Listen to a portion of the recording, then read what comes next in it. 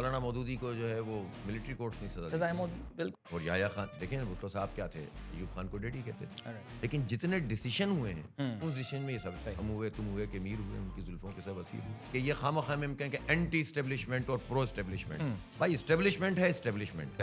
سیاستدانوں کی کمزوری یہ ہے کہ جب میرے حق میں فیصلہ آ جائے اسٹیبلشمنٹ کا تو مجھے بہت کہ میں جہاں ایک زمانے میں مولانا مودودی ہوتے تھے، قاضی حسین احمد صاحب ہوا کرتے تھے، منور حسن صاحب ہوا کرتے تھے، وہاں پہ حافظ نعیم بیٹھا ہوا ہوگا، ایکسائٹ تو کرتی ہوگی. تصور بھی نہیں کر سکتا آدمی. میں آپ کو سچی بات بتاؤں، یہ تصور سے ہی آدمی کی روح کانپ جاتی ہے کہ جس مطلب آپ سوچیں تو بڑے نام ہے نا. تو اس لیے اللہ تعالیٰ محفوظ رکھے، اللہ تعالیٰ بچائے. نہیں بٹ نہیں، یا پھر حافظ صاحب کے ذہن میں اس موضوع پہ زیادہ بات نہیں کروں یار، اسی میں تو مزیدار بات تھی. اچھا نہیں، لیکن ایک پوائنٹ تو ہے نا، ہو سکتا ہے حافظ صاحب بھی بولیں کہ یار ابھی کراچی کا میرا بزنس مکمل نہیں ہوا ہے، ابھی مجھے پہلے کراچی ریزالو کرنا ہے. بھائی جان ابھی کچھ بھی نہیں ہے، ابھی جو ہمارا پروسیس آپ کو پتہ بھی نہیں چلے گا، نتیجہ آ جائے گا. چلیں ہم آپ کو گڈ لک اس بارے میں جو ہے نا ضرور کہتے ہیں. حافظ صاحب ایک بات اور میں ذرا جاننا چاہوں گا آپ سے. اکثر لوگ یہ کہتے ہیں کہ جماعت کا ایک بڑا جو بھی سٹینس ہوتا ہے وہ وار آن ٹیرر مشرف صاحب کے زمانے میں، لیکن ظاہر مشرف صاحب کے ساتھ ایک زمانے میں جماعت اسلامی کی ایک تصویر بڑی مشہور ہے جس میں قاضی صاحب بھی بیٹھے ہوئے ہیں، سب بیٹھے ہوئے ہیں، عمران خان بیٹھے ہوئے ہیں، پیپسی چل رہی ہے، کولڈ ڈرنک چل رہی ہے اینڈ آل. اکثر لوگ یہ کہتے ہیں کہ مولانا مودودی کے بعد سے Jamaat Islami has been very smart in getting protected from the wreath of the establishment. یعنی وہ اسٹیبلشمنٹ کی بری بکس میں نہیں آتی ہے. بعض لوگ کہتے ہیں یار یہ ایک سیکرٹ بی ٹیم کی حیثیت سے بھی کھیلتی ہے، الزام لگایا جاتا ہے جماعت پہ. نہیں، یہ بیکار بات ہے نا. دیکھیں ہسٹری ہے نا پوری. مولانا مودودی کو جو ہے وہ ملٹری کورٹس نہیں سزائے موت دی، بالکل ٹھیک ہے جی. چلیں اب آپ اس کے بعد 60s میں جو ماشاء اللہ ایوب صاحب کا آیا، اس میں کیا ہوا، وہ جماعت اسلامی نے بلکہ لیفٹ، اس وقت لیفٹ رائٹ ہوتا تھا، لیفٹ کے ساتھ مل کر اسٹرگل کی جمہوریت کے لیے.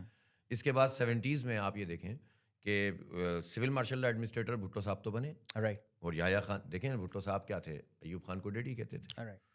اور پھر وہ ان کی کنونشنل لیگ بنی تھی. کنونشنل لیگ نے اچانک راتوں رات ترقی کر لی تھی. پھر ان کو جو لیفٹ کے لوگ تھے انہوں نے سپورٹ کر دیا، بعد میں سب جاگیردار آ گئے تھے. یحییٰ خان کے ساتھ مل کر ملک توڑا تھا ان سب لوگوں نے. ادھر تم ادھر ہم، یہ سب کو پتا ہے نا. مینڈیٹ تسلیم نہیں کرتے یہ لوگ، ملک توڑ دیتے ہیں. بالکل. پھر اس کے بعد صرف ایک پیریڈ ایسا تھا جس میں قومی اتحاد نے فیصلہ کیا. ہم نے نہیں کیا تھا کیونکہ ہم اسٹرگل کر رہے تھے. قومی اتحاد نے فیصلہ کیا کہ ہمیں 90 دن کے لیے، چونکہ انہوں نے وعدہ کیا ہے الیکشن کرانے کا ضرورت، تو ہم گئے. اور جب انہوں نے الیکشن نہیں کرایا تو ہم واپس آ گئے. اس کے بعد سے آپ مجھے بتا دیجیے کہ کون سی اسٹیبلشمنٹ کی بھی ٹیم. یعنی ابھی آپ پچھلے ریسنٹ پاس دیکھ لیجیے، آپ پچھلے 10 سال اس وقت یعنی 2 پارٹیاں ایسی ہیں، نون لیگ اور پی ٹی آئی، جس کا کلیم یہ ہے کہ وہ اینٹی اسٹیبلشمنٹ کے طور پر سامنے. لیکن جتنے ڈیسیشن ہوئے ہیں ان ڈیسیشن میں یہ سب ہم ہوئے تم ہوئے کہ میر ہوئے، ان کی زلفوں کے سب اسیر ہوئے. آپ دیکھیں نا، تینوں نے مل کر ہی فیصلہ کیا تھا نا باجوہ صاحب کی ایکسٹینشن کا. بالکل ایسی ہے. ملٹری کورٹس کا فیصلہ بھی تینوں پارٹیوں نے، پیپلز پارٹی، نون لیگ اور پی ٹی آئی نے کیا تھا. اسی طرح 1 2 3 4 سینٹ میں جو پوزیشن تھی وہ وغیرہ سب نے مل کر ایک فیصلہ کیا تھا. جماعت اسلامی کی پوزیشن الگ تھی. میں یہ کہتا بھی نہیں ہوں دیکھیں کہ یہ خواہ میں ہم کہیں کہ اینٹی اسٹیبلشمنٹ اور پرو اسٹیبلشمنٹ. بھائی اسٹیبلشمنٹ ہے اسٹیبلشمنٹ، ٹھیک، اس کو اپنے حصے کا کام کرنا چاہیے. پولیٹیشینس کو اپنے حصے کا کام کرنا چاہیے، بیوروکریٹس کو اپنے حصے کا کام کرنا چاہیے. آئین میں فریم ورک موجود ہے. جب لوگ اس سے وائلیٹ کرتے ہیں تو اپنا بھی نقصان کرتے ہیں، ملک کا بھی کرتے ہیں، عوام کا بھی کرتے ہیں. تو میرا خیال ہے اس پورے پروسیس کے نتیجے میں اسٹیبلشمنٹ کو بھی یہ بات اچھی طرح سمجھ میں آ گئی ہوگی کہ غیر ضروری طور پر اپنے آپ کو انڈلج کرنا چیزوں میں، اس کے نتیجے میں خود اس ادارے کو نقصان ہوتا ہے جس کی کور رسپانسبلٹی کچھ اور ہے. بالکل ایسے، ٹھیک ہے نا.